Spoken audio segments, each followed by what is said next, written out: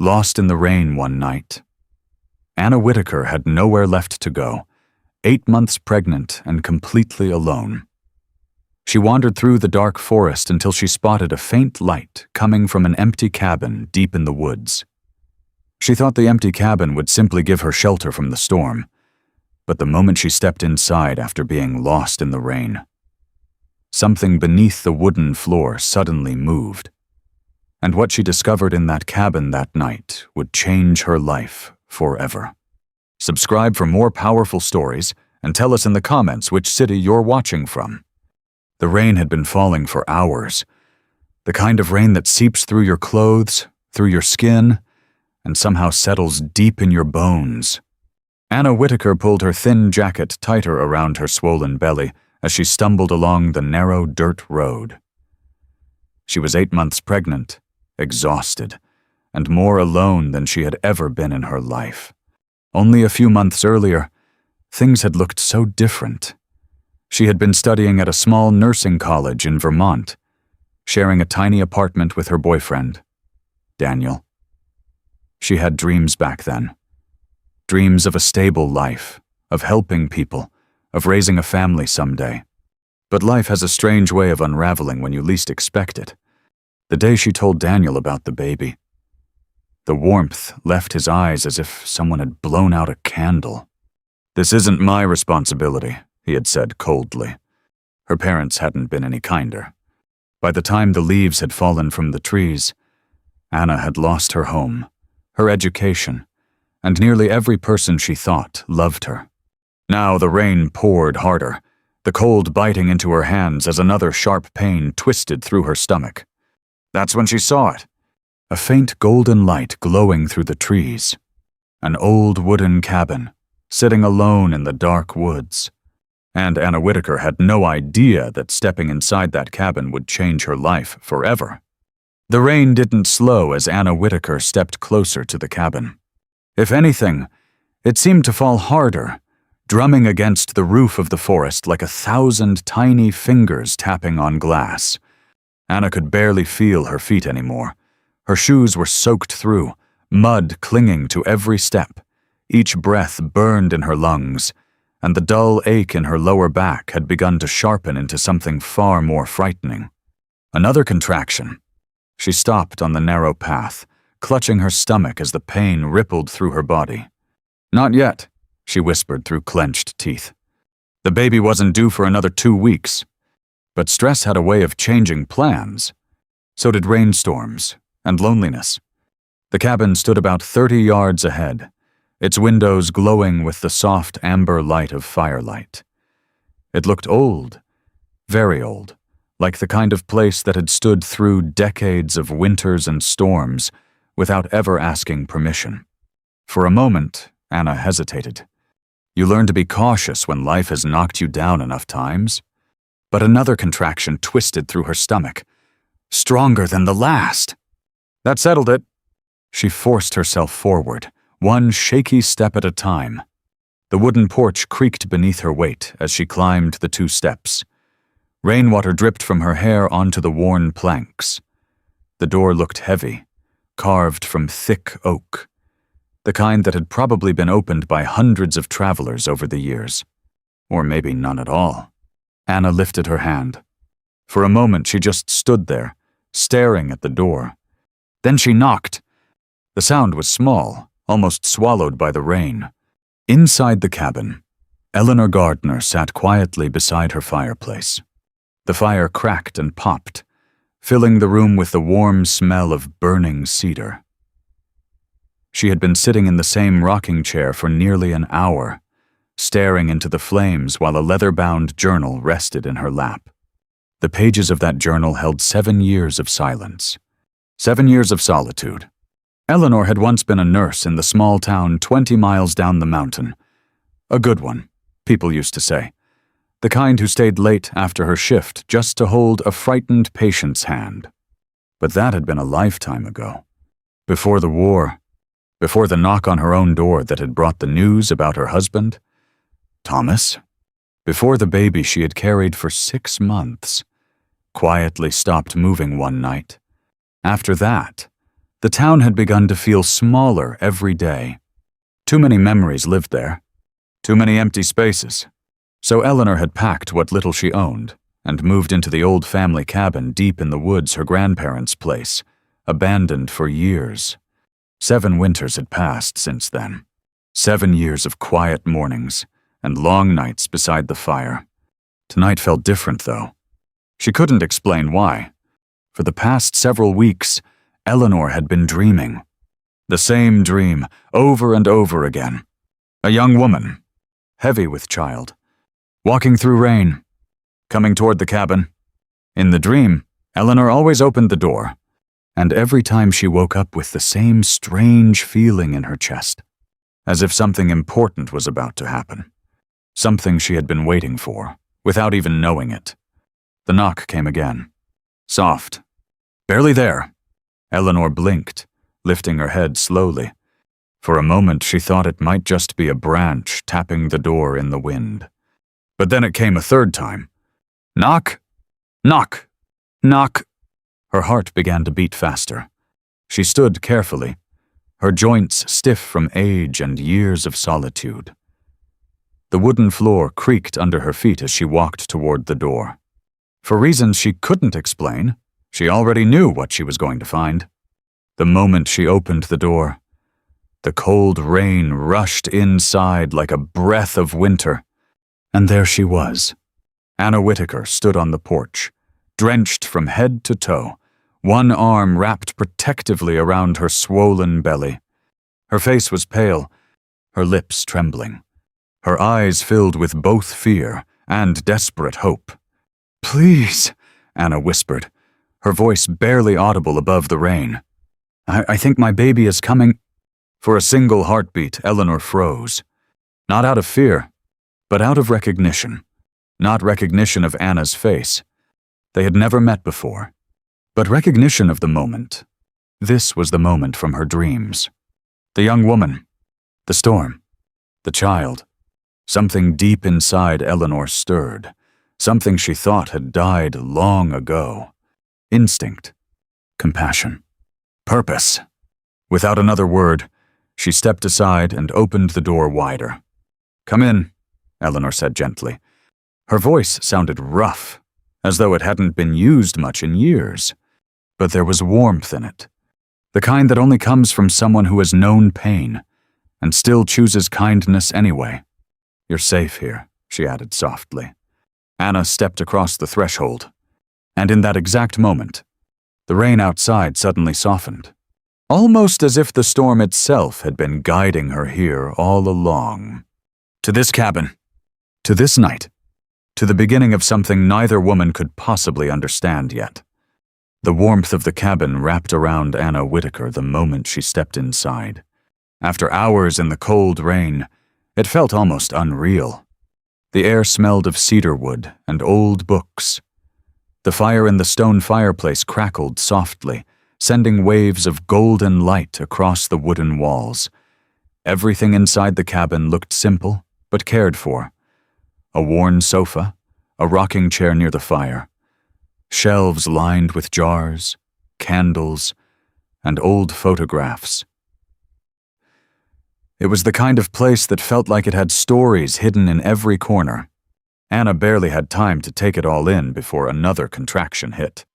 She gasped, gripping the edge of a small table as a pain shot through her body. Eleanor was at her side immediately. Years might have passed since she worked as a nurse, but the instincts returned as naturally as breathing. "Easy now," Eleanor said gently, guiding Anna toward the sofa near the fireplace. "Sit down before your legs give out." Anna lowered herself carefully, her breathing uneven. "I'm sorry," she whispered, her voice trembling. "I didn't mean to just show up like this." Eleanor waved the apology away as if it were nothing. "Storm nights bring strangers together sometimes," she said calmly. "And sometimes, that's exactly what's meant to happen." Anna looked up at her.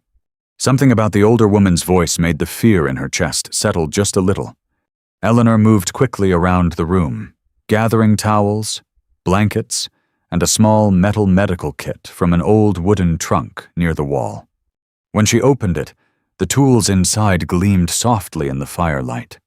They were old, but spotless. "You were a nurse?" Anna asked weakly. Eleanor nodded without looking up. "For a long time." She washed her hands in a small basin of warm water, then returned to Anna's side. "Let's see how far along you are." Anna nodded nervously. Outside. The rain continued to fall, tapping against the cabin windows like impatient fingers. Inside, the fire crackled softly as Eleanor worked with calm, practiced movements. After a moment, she sat back slightly. "Well," she said quietly, "you're about 5 centimeters dilated." Anna's eyes widened. That's bad, right?" Eleanor shook her head. "Not bad," she said, "but sooner than expected." She gave Anna a reassuring smile. "First babies usually take their time. We still have hours ahead of us." Anna leaned back against the cushions, breathing carefully as the pain faded. For the first time since arriving, she allowed herself to look around the room properly. Her eyes paused on a photograph sitting on the mantel above the fireplace. In it, a younger Eleanor stood beside a tall man in military uniform. Both were smiling in that open, hopeful way people do when life still feels wide and full of possibilities. "Your husband?" Anna asked softly. Eleanor followed her gaze. For a moment, something old and heavy passed through her expression. "Yes," she said quietly. "His name was Thomas." Anna hesitated. "Was," Eleanor nodded slowly, "Afghanistan. 20 years ago." "I'm sorry," Anna whispered. Eleanor simply gave a small nod and changed the subject. "And the baby's father?" she asked gently. Anna's expression hardened. He decided fatherhood wasn't part of his future. Eleanor didn't press further. She didn't need to. Pain had a familiar look. Another contraction built slowly in Anna's stomach. She gripped Eleanor's hand as the wave passed. Outside, the rain suddenly grew louder. Not heavier, just louder. As if the storm had shifted closer to the cabin. Eleanor frowned slightly. For a moment, she thought she heard something beneath the sound of the rain. A faint creak. Then another. Anna noticed her expression. "What is it?" Eleanor listened. The cabin was old. Old houses made sounds all the time. Wood expanded in the cold. Floorboards shifted.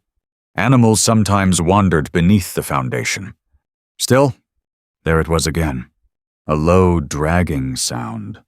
Very faint. Very slow. And it wasn't coming from the walls. It was coming from somewhere beneath them. Anna stiffened on the sofa. "You heard that too, didn't you?" Eleanor forced a calm smile. "Probably just an animal under the floorboards," she said. "Raccoons love warm places during storms." But even as she said it, the sound came again. This time louder. Something moving beneath the wooden floor. Not scratching, not scurrying. "Moving!" Slowly, deliberately. Anna's breathing quickened.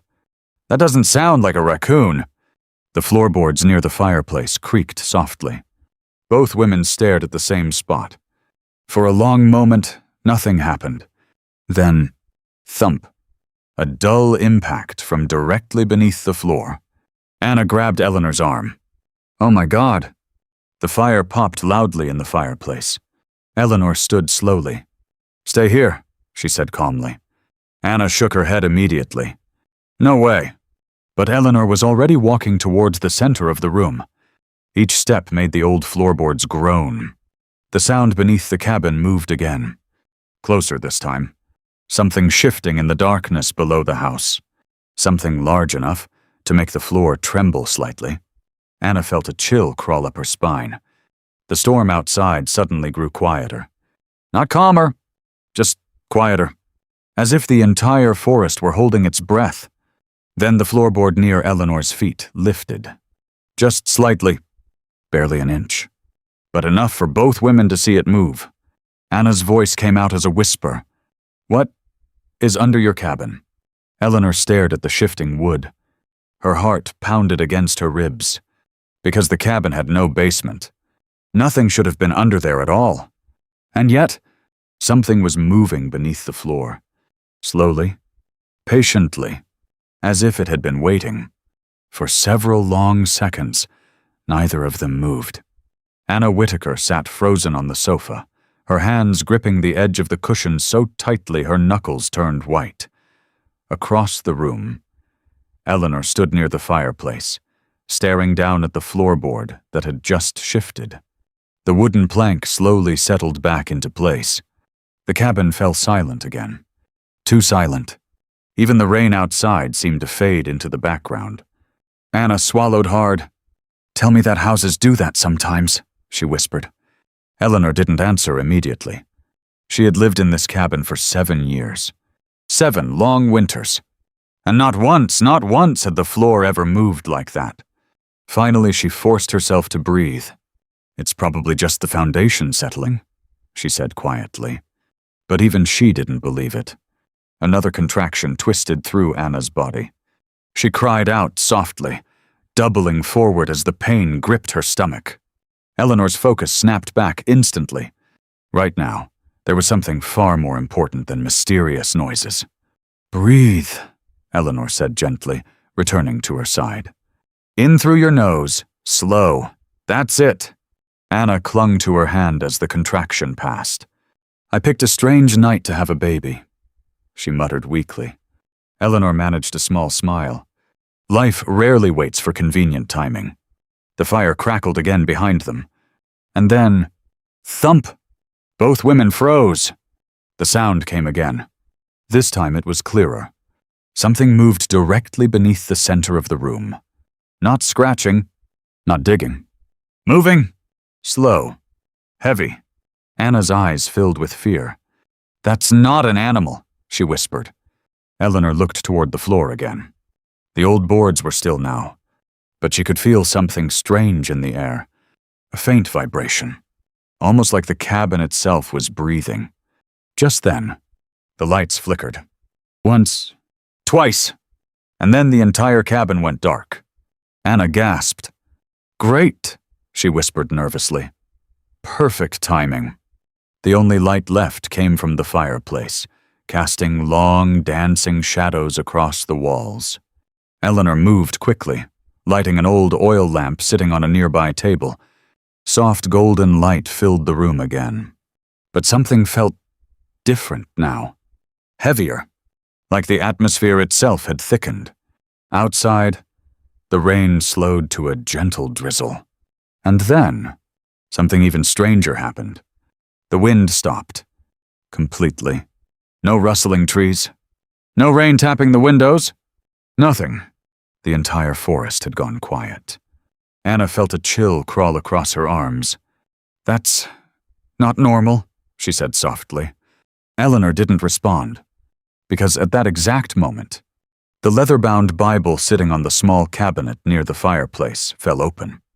By itself. The sound made both women jump. The book lay open on the floor now, its yellowed pages spread wide. Neither of them had touched it. Anna stared. "Did that just—" "Yes," Eleanor said quietly. They both looked at the open pages.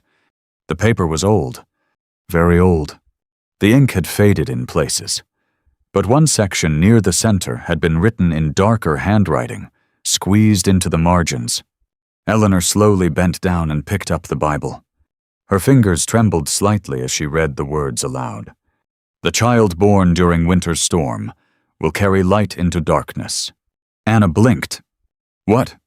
Eleanor kept reading. "When the lost mother finds the mother who is lost, the circle will be made whole again." The room fell silent. Anna's voice came out barely above a whisper. "That sounds like a prophecy." Eleanor shook her head slowly. "My grandmother used to keep this Bible," she said. She filled the margins with notes, family stories. She stared at the page again. "But I've never seen that passage before."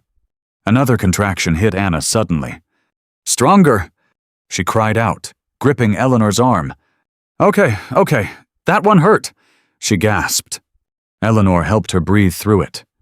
"You're progressing faster than I expected," she said, checking her carefully.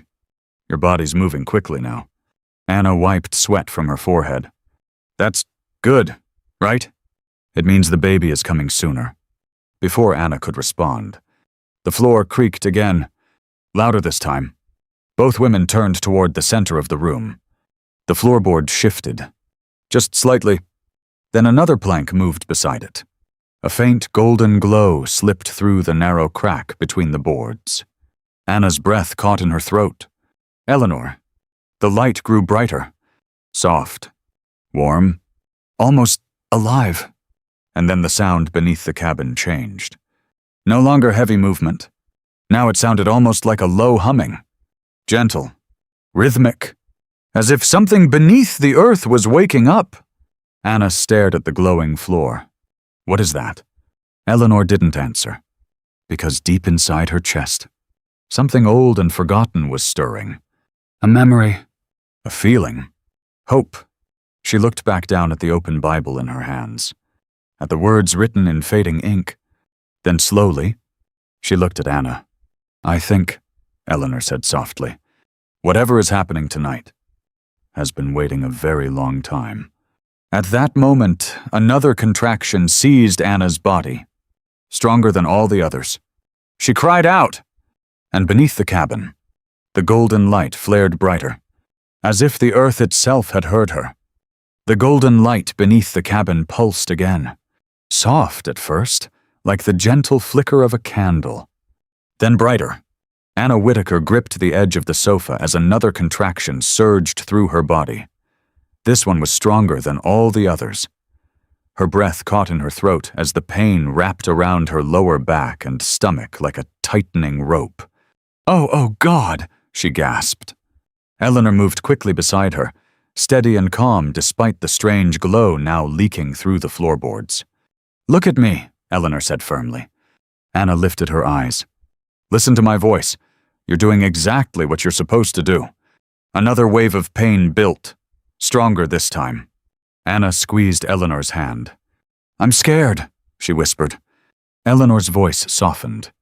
That's normal? She brushed damp hair from Anna's forehead.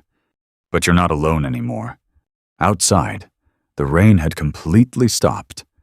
Through the cabin windows, the forest stood perfectly still under the night sky. Inside, the strange humming beneath the cabin continued low and steady, almost like a heartbeat. Eleanor checked Anna again. Her eyebrows lifted slightly. Well, she said quietly. Anna looked up, breathless. Well, what? You're fully dilated. Anna blinked. That sounds serious. It means, Eleanor said gently, your baby is ready to be born. Fear flickered across Anna's face. Already? Eleanor gave a small, reassuring nod. Your body knows what it's doing. Another contraction came immediately. Anna cried out as her body instinctively pushed forward. Not yet, Eleanor said calmly. Wait until I tell you. The golden light beneath the floor grew brighter. The thin cracks between the boards glowed like veins of sunlight under the cabin. Anna stared down at it between breaths.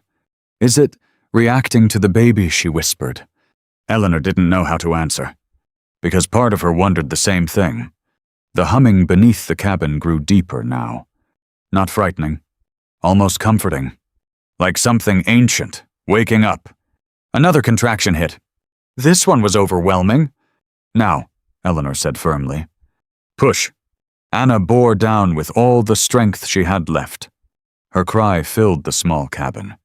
The fire roared in the fireplace as if feeding off the moment.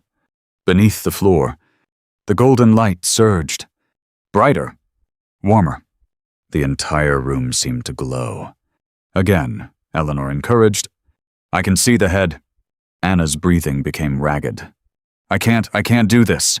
Yes, you can, Eleanor said, her voice steady and strong. You're already doing it.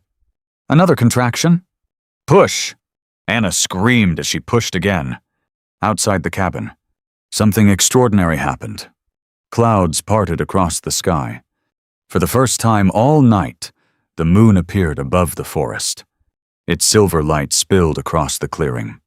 Inside the cabin, the golden glow beneath the floor grew so bright it illuminated the entire room. Eleanor suddenly realized something. The light wasn't just coming from beneath the cabin anymore. It was surrounding Anna. Soft, warm, protective, almost like an embrace. "Just one more," Eleanor said gently. "One more push." Anna gathered the last of her strength. She cried out and pushed, and in that moment, the humming beneath the cabin rose into a soft, ringing sound, like distant bells. Then suddenly, a cry filled the air. Sharp, clear, alive. Eleanor laughed softly in amazement. "Oh my goodness." Anna collapsed back against the cushions, breathless. Is she okay?" Eleanor carefully lifted the tiny newborn into her arms. The baby's cry softened into small whimpers as Eleanor wrapped her in a warm blanket. "She's more than okay," Eleanor said quietly. "She's perfect." Anna's eyes filled with tears. "Can I see her?" Eleanor gently placed the baby against Anna's chest. The moment the infant touched her mother, the golden light beneath the cabin flared one last time, then slowly faded. The humming disappeared. The floorboards returned to normal. The cabin grew quiet again. Anna looked down at the tiny face resting against her. The baby's dark hair curled softly across her forehead. Her tiny fingers opened and closed against Anna's skin. "She's beautiful," Anna whispered. Eleanor wiped tears from the corner of her eyes. "Yes, she is." Outside the cabin, the forest seemed brighter somehow. The clouds had cleared completely. Stars filled the sky. Anna looked up at Eleanor. "I want to name her," she said softly. Eleanor smiled. "Have you decided?" Anna looked back down at her daughter. The baby's eyes fluttered open briefly. "Bright, clear." Strangely aware, Anna felt something warm spread through her chest. "Hope," she whispered. Eleanor's breath caught. "Hope." Anna nodded. "Because that's what she gave me tonight." For a moment, neither woman spoke. They simply watched the tiny child resting peacefully between them. Then Eleanor noticed something. On the baby's small shoulder, a faint mark, shaped like a crescent moon with a tiny star beside it. The exact same symbol Eleanor had seen earlier in the margins of the old Bible. She felt a chill of wonder run through her. "Anna," she said softly. Anna looked up. "Yes." Eleanor gently pointed. "I think your daughter is the miracle this world has been waiting for." The baby Hope made a tiny sound in her sleep, and somewhere deep beneath the cabin, something ancient seemed to sigh with quiet satisfaction. For a long time after the baby was born, neither woman spoke. The cabin had grown quiet again. Only the gentle crackling of the fire and the soft breathing of the newborn filled the room. Anna Whitaker sat back against the sofa, her arms wrapped carefully around her daughter. The tiny girl slept peacefully against her chest. Her small fingers curled as if she were holding on to something only she could feel. Anna looked down at her in disbelief. Just hours ago, she had been alone in the rain, homeless, terrified, certain that the world had closed every door on her. And now, she was holding the most beautiful thing she had ever seen. Hope. The name felt right in a way she couldn't fully explain. Across the room, Eleanor sat slowly in her old rocking chair. For years that chair had been her refuge, her place of quiet reflection during long, lonely nights. But tonight felt different. Everything felt different. She watched Anna and the baby in silence. Something deep in her chest stirred, a feeling she had buried years ago. The fire popped softly in the fireplace. And for the first time in a long time, Eleanor didn't feel alone. Anna looked up at her. "You saved us tonight," she said quietly. Eleanor shook her head. "No," she replied gently. "You did the hard part." Anna smiled weakly. Then something caught Eleanor's attention. On the small wooden table beside the sofa sat a glass jar filled with dried wildflowers. They had been there for years. Flowers Eleanor had gathered during the last summer before she closed herself off from the world. The petals had long since faded to pale brown. But now, something strange was happening. One of the flowers moved. Just slightly. Eleanor leaned forward. What on earth? Slowly, impossibly, color began to return to the petals. Soft purple spread across the flower like watercolor, soaking into paper. The stem straightened. The petals lifted. Within seconds, the dried flower looked fresh again. Alive. Anna stared. Did you see that? Before Eleanor could answer, another flower changed, then another. The entire jar of dried flowers slowly came back to life. Bright yellow, deep violet, soft white petals blooming as if spring had arrived inside the cabin. Eleanor felt a shiver of wonder pass through her. That's not possible, she whispered. Anna looked down at the baby sleeping in her arms. Hope stirred slightly. The faint mark on her shoulder. The crescent moon and star glowed softly. Just for a moment, Eleanor felt her breath catch. I think, Anna said slowly. I think she did that. Eleanor stared at the flowers. 30 years of medical training told her what she was seeing was impossible. But her heart knew better. Something extraordinary had happened tonight. And the small child sleeping in Anna's arms was somehow connected to it. Hope opened her eyes briefly. Those deep blue eyes seemed far too aware for a newborn. They looked around the room quietly, then settled on Eleanor. The baby smiled. Not a reflex. A real smile. Warm. Knowing. Eleanor's chest tightened. A memory rose suddenly from deep within her heart. A tiny baby girl she had held once, 20 years ago.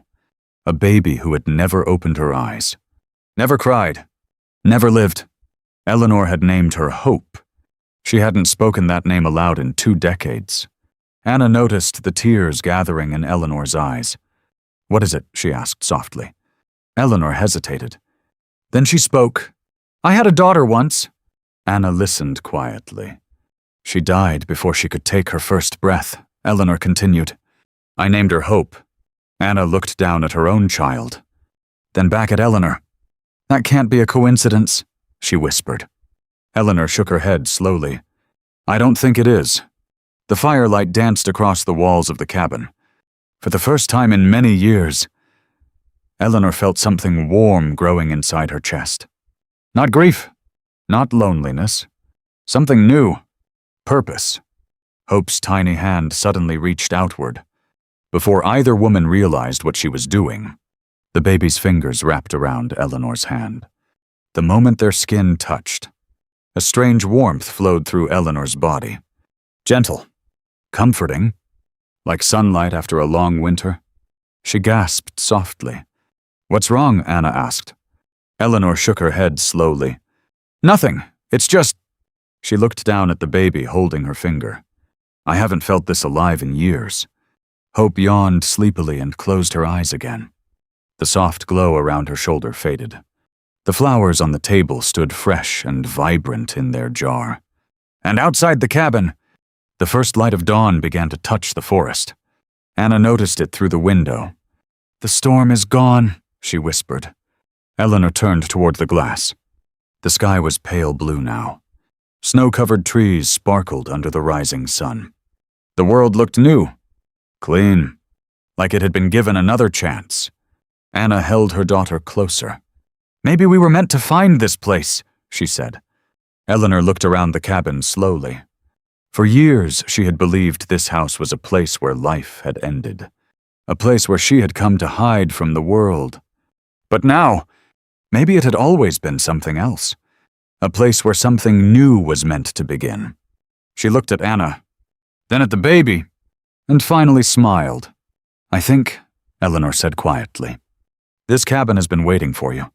And as the morning sun rose over the forest, 3 lives inside that little cabin quietly began again. Morning arrived quietly. Soft sunlight filtered through the tall pine trees surrounding the cabin, casting long golden beams across the snow-dusted ground. The world outside looked calm again, almost as if the storm from the night before had never existed. Inside the cabin, warmth filled every corner. The fire still burned gently in the stone fireplace, its steady glow dancing across the wooden walls. Anna Whitaker sat on the sofa wrapped in a thick wool blanket Eleanor had found in an old cedar chest. In her arms, little Hope slept peacefully, her tiny chest rising and falling with soft, steady breaths. Anna hadn't slept much, not because of fear, but because she couldn't stop looking at her daughter. Every time Hope moved even slightly, Anna felt a quiet wave of disbelief. This tiny life, this miracle, was real. Across the room, Eleanor stood by the window watching the forest slowly come alive in the morning light. 7 years? For 7 years, she had watched this same sunrise alone. But today felt different. The cabin didn't feel like a place of hiding anymore. It felt like a home again. Behind her, Hope made a soft little sound. Anna smiled down at her daughter. "I think she's hungry," she said quietly. Eleanor turned and walked over with gentle familiarity. "Let me warm some water," she said. She moved through the kitchen area with a kind of calm purpose she hadn't felt in years. As she filled the kettle, something caught her eye. The small jar of flowers on the table. The same jar that had held dry, lifeless petals for years. Now the flowers stood bright and vibrant yellow daisies, purple cone flowers, white wild blossoms. Alive. Eleanor touched one gently. It was warm, fresh, exactly as if it had just been picked from a summer meadow. She looked over at Hope. The baby's shoulder shifted slightly beneath the blanket. For a brief moment, the faint crescent moon and star birthmark glowed softly. Then it faded again. Eleanor smiled to herself. "Well," she whispered, "that settles it." Anna looked up. "What does—" Eleanor poured the warm water and walked back over. "Life still has a few surprises left." Anna laughed softly. "After last night, I think I'm ready to believe that." Outside, the distant sound of an engine suddenly broke the quiet. Both women looked towards the window. A snowplow truck slowly appeared along the narrow mountain road, pushing aside the remains of the storm. Eleanor raised an eyebrow. "That's Henry," she said. "Henry, the only snowplow driver stubborn enough to clear this road." Within a few minutes, the truck stopped near the cabin. A tall older man climbed out, brushing snow from his coat as he approached the door. He knocked twice. Eleanor opened it. "Morning. Henry." Henry's eyes widened slightly when he saw Anna sitting inside with a newborn baby. "Well now," he said with surprise. "I heard there was a storm last night, but I wasn't expecting that." Anna smiled shyly. She arrived a little early. Henry stepped inside slowly, removing his hat. "Well, I'll be," he said warmly. "A brand new life in the middle of a mountain storm." He looked at Hope. The baby opened her eyes. For just a moment, Henry seemed frozen. Something about those bright blue eyes made him pause. "Well," he said softly, "she's got something special about her." Anna and Eleanor exchanged a quiet glance. Henry scratched his beard thoughtfully. "You folks all right up here?" Eleanor nodded. "We are now—" Henry looked around the room. His eyes stopped on the jar of blooming flowers. "Those weren't there yesterday," he said. Eleanor smiled gently. "No," she said. "They weren't." Henry shook his head slowly. "Well, this place always did have a strange feeling to it." Anna shifted slightly on the sofa. "Strange good?" she asked. Henry chuckled. "Sometimes the good kind of strange is the best kind." He tipped his hat politely. "Well, I'll leave you folks to your morning." As he stepped back outside, the sun rose higher over the mountains.